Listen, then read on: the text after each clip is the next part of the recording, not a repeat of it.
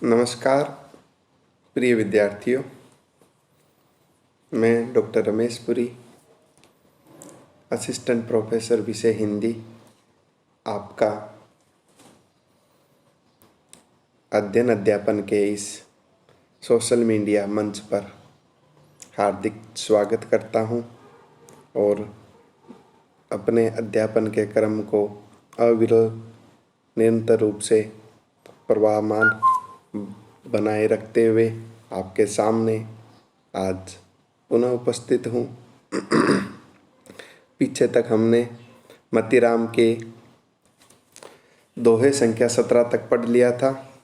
उसी क्रम में आज हम दोहा संख्या 18 से आगे पढ़ेंगे और आज मतीराम के समस्त दोहों को व्याख्या करते हुए अध्ययन करेंगे। उसके बाद अगली कक्षाओं में मतीराम के दोहों से संबंधित जो भी प्रश्नावली हैं, काव्य सौंदर्य से संबंधित, भाव पक्ष से संबंधित, कला पक्ष से संबंधित, उनका हम विश्लेषणात्मक अध्ययन करेंगे। तो आइए चलते हैं अपने इस अध्ययन की विकास यात्रा में।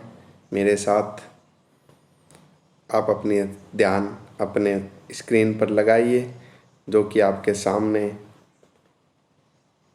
दोहा संख्या 18 व 19 आपको दिख रहा है। तो चलते हैं। हसत बाल के बदन में यो छवि कछु अतुल, फूली चंपक बेली ते भरत चमेली फूल। प्रस्तुत दोहा मतीराम द्वारा रचित मतीराम सत्सई से अवतरित है। इसमें मतीराम ने नायिका के हंसी के सौंदर्य का वर्णन किया है। हसत मतलब हंसते हुए, बाल मतलब बाला। यहाँ सौंदर्यवती नायिका का नाम बाला उल्लेखित है। के बदन में, बदन मतलब शरीर। यो छवि, छवि मतलब सुंदरता। कछु मतलब कुछ एक। अतुल मतलब अतुल्य। मतीराम जी कह रहे हैं कि रूपवती सौंदर्यवान नायिका के हंसते हुए बदन में, शरीर में उसकी जो सुंदरता है वो बहुत ही बढ़ी हुई है, बहुत ही बढ़ी हुई प्रतीत होती हैं। अर्थात जो हंसती हुई नायिका का संपूर्ण शरीर एक फूली चंपक बेली ते भरत चमेली फूल। ये कह रहे हैं कि मानो जो हंसती हुई नायिका है ऐसी लग रही है जैसे चंपक की फूली हुई बेल हो और भरत चमेली फूल या भरा हुआ चमेली का फूल हो। अर्थात हंसती हुई नायिका बहुत ही सुंदर व अप्रतिम है, जिसकी अन्य कोई उपमा नहीं दी जा सकती है। अटा और नंदलाल उत निरखो नेक निशंक, चपला चपलाई तजी चंदा तजो कलंक। इसमें नायिका श्री कृष्ण को देख करके अपने जो भावों को वर्णन किया है। अटा, अटा का अर्थ होता है छत। और नंदलाल उत, नंदलाल मतलब श्री कृष्ण, उत मतलब उधर। निरको देखना, नेक अच्छी तरह, निशंक बिना किसी संकोच के, चपला बिजली, चपलाई अर्थात चंचलता, तजी त्यागना, चंदा अर्थात चंद्रमा, तजो छोड़ना, कलंक मतलब अपना कलंक या कालापन। इस पद्य में मतीराम जी कह रहे हैं कि मैं तो अटा मतलब अटा पर खड़ी हूँ, इधर छत पर हूँ और उधर नंदलाल हैं। तो ये बहुत ही सुंदर अवसर है कि उनके सौंदर्य को देखने का, कि निरखो नेक निसंग। तो मैं अब उनको बिना किसी संकोच के अच्छी तरह देख पाऊंगी।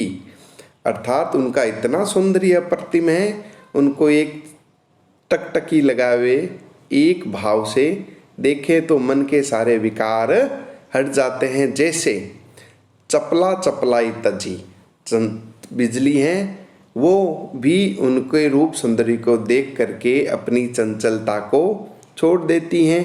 और चंद्रमा भी अपने कलंक को छोड़ देता है, अर्थात चंद्रमा स्वयं निष्कलंक हो जाता है।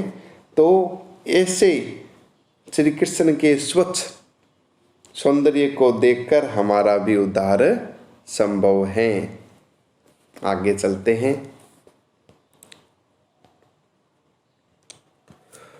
फूलति कली गुलाब की, सखी ये रूप लखेना, मनो बुलावती मधुप को, दे चुटकी की सेना। इसमें एक सखी अपनी दूसरी सखी को कहती है। यह दोहा मुख्यतः अज्ञात यौवना नायिका को अपने यौवन के आगमन की सूचना एक सखी के माध्यम से देते हुए प्रस्तुत किया गया है। मतिराम ने अपने कौशल का बहुआयामी प्रयोग इस दोहे में किया है, जिसमें अप्रत्यक्ष रूप से एक सखी के द्वारा अपनी ही सखी को उसके जीवन में यौवन के आगमन की सूचना दी गई है। फूलती कली गुलाब की, सखी ये रूप लखेना। लखेना मतलब जरा देखो ना, फूलती मतलब फूलना, कली गुलाब की। एक सखी अपनी सखी से कह रही है कि है सखी, क्या तुम्हें फूलती हुई गुलाब की कली दिखाई नहीं दे रही है? अर्थात तू ध्यानपूर्वक देख, गुलाब की कली धीरे धीरे खिल करके फूल के रूप में विकसित हो रही है। और मनो बुलावती मधुप को, दे चुटकी की सेन। चुटकी मतलब हाथ की चुटकी बजाने के समान, सेन मतलब इशारा, मनो मतलब मानो, बुलावती बुलाना, मधुप मतलब रसलोभी भ्रमर को। कि ऐसा प्रतीत हो रहा है ये कली जो गुलाब बन रही है वो चुटकी की इशारे के माध्यम से अपने रस के को पान कराने के लिए रसलोभी मधुप को बुला रही है। उमंगी और आनंद की लहरी छेरी द्रग रहा, डूबी लाज जहाज लो, नेह नीर निधि माह।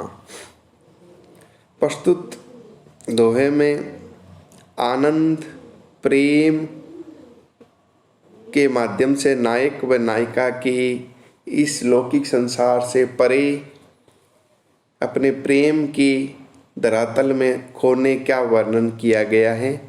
उमंगी मतलब उमंग, उर मतलब हृदय, आनंद की, कि अपने हृदय में आनंद की जो उमंग है नायक नायिका के, वह लहरी छहरी द्रग रहा। वो उमंग है जो छरहरी लहर के रूप में, द्रग मतलब आंखों, रहा मतलब मार्ग, वो छरहरी लहर के रूप में आंखों के मार्ग से बाहर प्रतीत हो रही है। डूबी लाज जहाज लो, नेह नीर निधि माह। ऐसा प्रतीत हो रहा है जैसे प्रेम रूपी जल के सागर में, नीर मतलब जल, नेह अर्थात प्रेम, निधि मतलब सागर, महा मतलब में, जैसे लग रहा है कि प्रेम रूपी जल के सागर में उन दोनों नायक नायिका की लज्जा रूपी जहाज है वो डूब गया है, अर्थात समा गया है। वो दोनों प्रेम में आखंड डूब गए हैं। अब इसकी विशेष में भाषा सरल सुबोध बोधगम्य है। साहित्यिक ब्रज भाषा का प्रयोग किया गया है। मनोबुलावती मधुप को उत्प्रेक्षा अलंकार का प्रयोग हुआ है। दोहा छंद का प्रयोग किया गया है।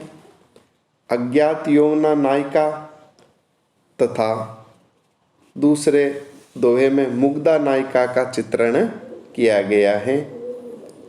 इस प्रकार आज हमने अपने पाठ्यक्रम में सम्मिलित मतिराम के दोहों का क्रमवार अध्ययन किया। तो मैं समझता हूँ कि आपने बहुत ही तल्लीनता के साथ, पूर्ण मनोयोग के साथ इन सभी दोहों को, जो हम काफ़ी समय से करते आ रहे हैं सोशल मीडिया मंच के माध्यम से, पूर्ण व्याख्या के द्वारा उनको भलीभांति समझा होगा। और अगर किसी प्रकार की समस्या है तो सभी दोहों को एक बार पुनः आप देखें और मेरी जो व्याख्या आपको समझाई गई है, एक एक शब्द का अर्थ बताते हुए उनको समझने की चेष्टा करें। इसके उपरांत भी अन्य कोई समस्या हो तो मुझे अवश्य सूचित करें।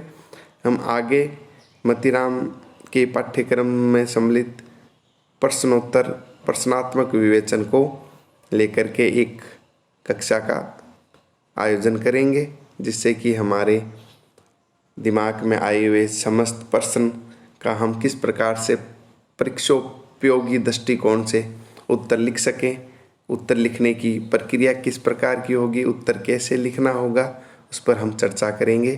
तब तक के लिए आप इन दोहों को पढ़ें और इनकी व्याख्या करने का प्रयास करें। और इन दोहों के व्याख्या में से ही काफ़ी प्रश्न हमारे पाठ्यक्रम में आते हैं। तो मैं समझता हूँ कि अगर आपने व्याख्या को अच्छी तरह से समझ लिया तो हम 70% तक के क्वेश्चन तो इन व्याख्याओं के माध्यम से ही कर पाएंगे। शेष बाकी हम अलग चर्चा में करने का प्रयास करेंगे। तब तक के लिए धन्यवाद। जय हिंद।